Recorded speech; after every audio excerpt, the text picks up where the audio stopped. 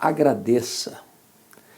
As circunstâncias da vida podem ser medonhas, sombrias, amargas. Qual a reação? Murmuração não, agradecimento. Eu quero tratar desse assunto com você à luz do Salmo 116. E esse salmo retrata a história de um homem chamado Ezequias, que foi rei em Jerusalém. Ele enfrentou problemas terríveis na vida. Embora fosse um homem muito rico, piedoso, de muita influência, ele lidou com dois gravíssimos problemas que poderiam ter arrancado do coração dele murmuração. Mas ele viu a intervenção de Deus e neste salmo ele pergunta assim: que darei ao Senhor por todos os seus benefícios para comigo? Em vez de capitular-se à murmuração, ele entregou-se à gratidão, ao agradecimento. Então, não murmure, agradeça. Mas eu queria aqui traçar para você o cenário que ele viveu. E nesse Salmo 116, que muitos estudiosos o atribuem ao rei Ezequias, ele vai contar para nós o que aconteceu. No verso de número 3, ele disse: laços de morte me cercaram, e angústias do inferno se apoderaram de mim. Caí em tribulação e tristeza. Veja você que ele está lidando com dois problemas, um externo e um interno. Um circunstancial, outro sentimental. O circunstancial é que foi no governo dele que as 10 tribos do norte, chamado Reino de Israel, cuja capital era Samaria, caiu nas mãos do poderoso Império Assírio.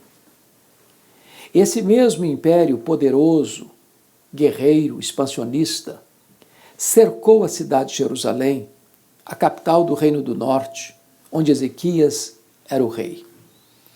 E afrontosamente mandou um recado para o rei: capitule-se, renda-se, porque nenhum Deus poderá livrar você das minhas mãos. O rei Ezequias, acuado, entrincheirado pelo inimigo, buscou a Deus em oração. E o profeta Isaías disse para o rei: você não precisa temer, essa peleja não é sua, é de Deus. E então, diante daquela afronta, na iminência de um ataque militar, Deus escalou um único anjo, que feriu ao redor de Jerusalém 185.000 soldados assírios. E Jerusalém foi poupada. O inimigo não invadiu a cidade. Deus trouxe um livramento para ele, de uma ameaça real, de um perigo mortal. Porque eram laços, e não laços de brincadeira, mas laços de morte. Não aqui, ali ou acolá, laços de morte me cercaram, disse ele. Mas agora esse rei está enfrentando um segundo problema, quando ele dizia: angústias do inferno se apoderaram de mim.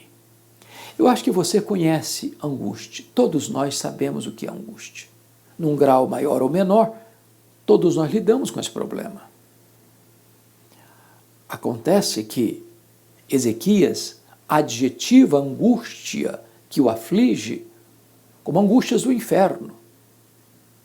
É como se ele dissesse que o inferno havia mudado de endereço, que o inferno estava instalado em seu peito. O resultado desta angústia terrível e avassaladora é que ele caiu em tribulação e tristeza. Tribulação é a ideia de um achatamento, um esmagamento, ser passado debaixo de um rolo compressor. Ele disse que a alegria foi embora do seu rosto, a tristeza tomou conta do seu coração. Aqui ele está se referindo. No mesmo período em que ele, aos 39 anos de idade, está lidando com a iminência de uma invasão militar, ele também enfrenta uma doença, uma enfermidade, uma úlcera, que não pôde ser tratada pela medicina do tempo, E a sentença para ele foi sentença de morte. O próprio Deus mandou o profeta Isaías ao seu palácio, dando-lhe um recado urgente, um ultimato. Ponha em ordem a tua casa, porque morrerás e não viverás. Portanto, este homem que está lidando com a ameaça militar, e Deus deu o livramento, agora está lidando com a doença mortal. E ao receber esse recado, o rei Ezequias se volta para a parede, ora fervorosamente, chora copiosamente, e Deus responde rapidamente. O profeta Isaías não tinha saído da cidade ainda, quando Deus diz para ele, volta lá, e dize a Ezequias, príncipe do meu povo, que eu ouvi a sua oração, eu vi as suas lágrimas, vou curá-lo da sua doença, vou libertar Jerusalém do iminente ataque militar, e no terceiro dia ele subirá à casa de Deus e dará testemunho desse grande milagre. Aquela angústia do inferno, que era angústia de morte, fora retirada e ele foi poupado. Porque ele vai descrever no versículo 4 do Salmo 116, então eu invoquei o nome do Senhor. Porque ele não estava só caído, não, ele estava prostrado, conforme diz o versículo 6. Nocauteado. Ele estava completamente vencido pelo problema. Mas nessa hora aguda, grave, ele invoca o Senhor. Às vezes, quando o ser humano está no fundo do poço, só tem uma direção para olhar. É para cima, é para o alto, é para Deus. E quando ele invocou o nome do Senhor, ele descobriu algo maravilhoso, que ele diz assim, então eu invoquei o nome do Senhor, ó Senhor, livra minha alma, compassivo e justo é o Senhor. O Senhor veio pelo simples, eu estava prostrado e o Senhor me salvou. Ele descobriu em primeiro lugar que Deus se importava com ele, que Deus é compassivo, que Deus não está longe, distante, indiferente, que Deus é o Deus conosco, que Ele se importa com a nossa vida, que Ele diagnostica o nosso sofrimento, que Ele vê as nossas lágrimas, que Ele percebe a nossa dor. Ele é cheio de bondade, misericórdia, compaixão. Ele sofre conosco, Ele padece conosco. Mas Ele disse também que Deus é justo, porque às vezes você está passando por situações adversas, porque o inimigo terrível e injustamente ataca você, fere você, persegue você. E Deus não é só compassivo, Ele é justo também, para livrar você das mãos do adversário, para tirar você desse cipoal circunstancial. E então, Ezequias está compreendendo que este Deus é o Deus que vem em nosso socorro nas horas mais difíceis da nossa vida. Mas este homem vai descrever, no versículo 8, os livramentos que Deus lhe deu. Ele diz, porque livraste da morte a minha alma, das lágrimas os meus olhos, da queda os meus pés. Há aqui 3 livramentos. O primeiro é um livramento espiritual, livraste da morte a minha alma. De todos os livramentos, o mais importante é este, é o livramento espiritual. Porque a nossa vida não se encerra com a morte. O nosso último endereço não é a sepultura. O homem foi criado por Deus e Deus colocou a eternidade no coração do homem. A vida dele, biológica, encerra-se com a morte, mas a vida prossegue, a vida continua. O homem terá que dar contas a Deus da sua vida. Diante dele está a eternidade. E ele disse que a maior e mais urgente libertação de que ele precisava era a libertação espiritual. Porque o que adianta você ter saúde, riqueza, prazeres, sucesso, fama, se você não está preparado para encontrar-se com Deus? Se você não tem a garantia da vida eterna? Então a maior necessidade do rei Ezequias não era de cura, nem mesmo de um livramento de um exército inimigo, mas da sua salvação. E Deus é o Deus que livra e livra espiritualmente. Mas em segundo lugar, é um livramento emocional. Livraste das lágrimas os meus olhos. É claro que a vida não se desenrola num parque de diversões. A vida não está protegida numa estufa espiritual. Não estamos blindados neste mundo. Lidamos com perigos reais. Enfrentamos batalhas terríveis. Navegamos por mares revoltos. Atravessamos desertos tórridos. Caminhamos por estradas juncadas de espinhos. Os inimigos nos espreitam. Os nossos sentimentos nos atormentam. Vivemos dias difíceis, onde a dor lateja no nosso coração, onde as lágrimas quentes rolam pelo nosso rosto, e Deus é poderoso para enxugar nossas lágrimas. Das lágrimas livraste os meus olhos, diz ele. Deus estanca as lágrimas e Deus trabalha lá na causa que nos faz chorar. Deus é o Deus que traz livramento emocional. Mas em terceiro lugar, Ezequias diz que Deus traz também livramento moral, quando ele diz assim: da queda livraste os meus pés. Nenhum de nós é tão forte a ponto de caminhar seguro no bordão da autoconfiança. Somos frágeis, somos vulneráveis. Deus conhece a nossa estrutura e sabe que somos pó. Não podemos caminhar confiados em nós mesmos. Somos frágeis demais, impotentes demais, fragílimos, somos pó. Então, a não ser que Deus segure firme a nossa mão, nós não poderemos avançar. A não ser que Deus nos segure nos seus braços eternos, não poderemos ficar de pé.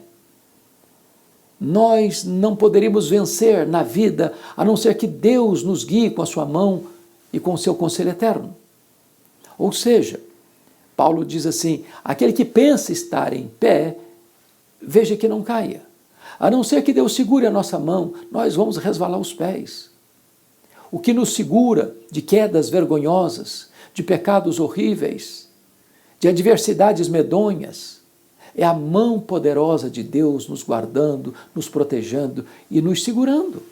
Deus protege espiritualmente, Deus protege emocionalmente, Deus protege moralmente. É o livramento grande que Deus deu ao rei Ezequias, que pode dar também a você. Mas, no versículo 7, esse texto nos apresenta um manual de psicologia cristã. Quando este homem, depois de receber tantos livramentos de Deus, ainda estava com a sua alma perturbada, inquieta, desassossegada.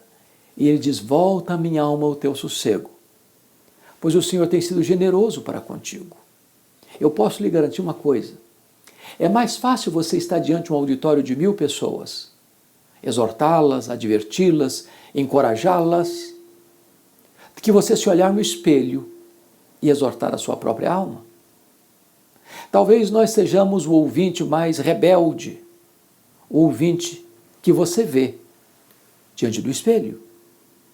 Muitas vezes a nossa alma fica inquieta, desassossegada, perturbada, mesmo diante de tantos livramentos, mesmo diante de tantas e eloquentes evidências do cuidado de Deus.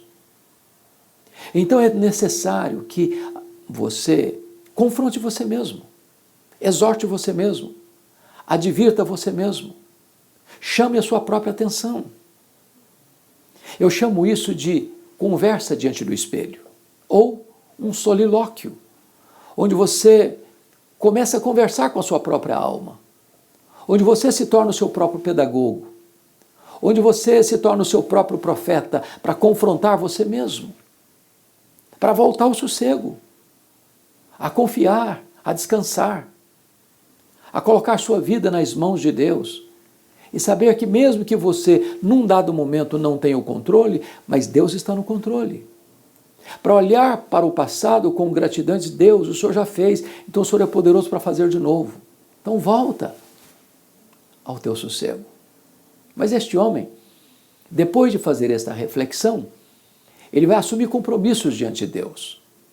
Porque a pergunta que ele fizera no verso 12 é esta: que darei ao Senhor por todos os seus benefícios para comigo? Ele assume compromissos solenes diante de Deus. E o primeiro compromisso que ele assume está no versículo 2, porque Deus ouviu o meu clamor, ouviu a minha voz. Invocá-lo-ei enquanto eu viver. Ele faz uma aliança com Deus. Ele assume um compromisso diante de Deus. Não apenas no vapor da emoção, não apenas na circunstância imediata de um grande livramento, mas ele assume o compromisso de invocar a Deus enquanto ele viver. É para a vida toda. Ele faz este pacto com Deus, de andar com Deus, de viver na presença de Deus e para a glória de Deus. O segundo compromisso que ele faz está no versículo 9.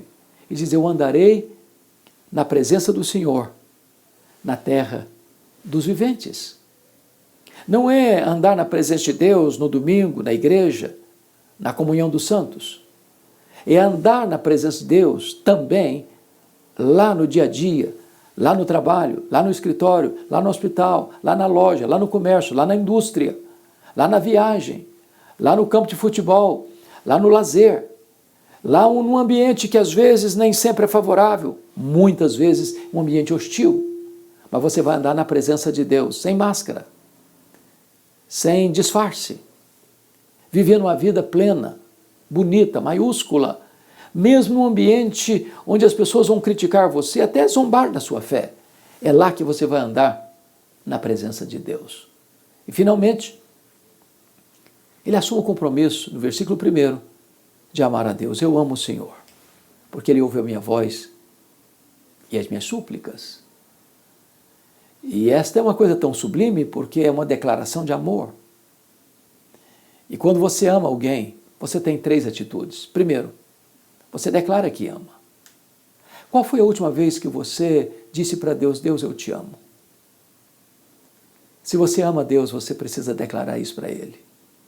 Segundo, se você ama Deus, você precisa ter tempo para Deus. Quem ama tem tempo para a pessoa amada. Que tempo você tem dedicado para ler sua Bíblia? Que tempo você tem dedicado para orar? Que tempo você tem dedicado para cantar louvores a Deus? Se você ama a Deus, você expressa isso para Ele. Você declara isso para Ele, dedicando tempo e prioridade para Ele. Aliás, Jesus nos disse: buscai, pois, em primeiro lugar o reino de Deus, e as demais coisas vos serão acrescentadas. Mas, finalmente, quando você ama alguém, você procura agradar essa pessoa. Você tem agradado a Deus com a sua vida, com o seu testemunho, com as suas palavras, com os seus atos, com as suas ações, com as suas reações? É hora de você parar e refletir o quanto Deus tem feito por você. Quão bom tem sido Deus por você. Ele tem dado a você a vida, a saúde, o alimento, as vestes, o teto. Deus tem dado a você proteção. Deus tem dado a você prosperidade. Deus tem dado a você amigos. Deus tem dado a você família. Deus tem dado a você as bênçãos da sua graça comum e a bênção da sua graça especial, a salvação em Cristo Jesus. Que darei ao Senhor por todos os seus benefícios. Este homem disse: eu tomarei o cálice da salvação. Eu invocarei o nome do Senhor. E eu cumprirei os meus votos na presença de todo o seu povo. Não murmure, agradeça. Talvez você pense: mas o que é que eu vou agradecer? Eu tenho passado por tantas lutas, por tantas provas. Mas pare um pouquinho para fazer um inventário. Você está vivo. Gente melhor do que você e eu já partiu. Você está com saúde. Ou talvez até enfermo. Mas há pessoas que estão num leito de morte, numa cama de CTI, sobrevivendo com respiradores, sentindo dores atrozes, sem poder movimentar o corpo. Talvez você diz: mas o que é que eu vou agradecer? O fato de você ter um teto para morar, não estar na rua. O fato de ter uma cama aconchegante para você dormir quando algumas pessoas dormem ao relento. O fato de você ter pão sobre a sua mesa quando tantas pessoas, mundo afora, passam fome. O que você vai agradecer? O fato de você ter um corpo que funciona, a mais incrível máquina que já foi feita, o corpo humano, o seu cérebro que funciona, o o seu coração que bombeia sangue para o seu corpo, os seus pulmões que levam você a respirar sem precisar de um respirador mecânico, o fato de você ter rins que filtram o seu sangue e você não está numa máquina de hemodiálise, o fato de você ter pernas que andam quando você não está preso numa cadeira de rodas, o fato de você ter olhos que enxergam e você não está às escuras, o fato de você poder ouvir quando tantos não ouvem, o fato de você estar vivo quando todos, ou quando muitos, melhor dizendo, já perderam a vida. Ah, você tem tanto para agradecer. Não murmure, agradeça. E se você abrir os olhos para agradecer, você não poderá contar as bênçãos, são maiores que você pode enumerá-las. Tudo vem de Deus, tudo vem por meio de Deus, e tudo deve ser devolvido para Deus. Devolva para Deus este gesto de gratidão. Não murmure, agradeça.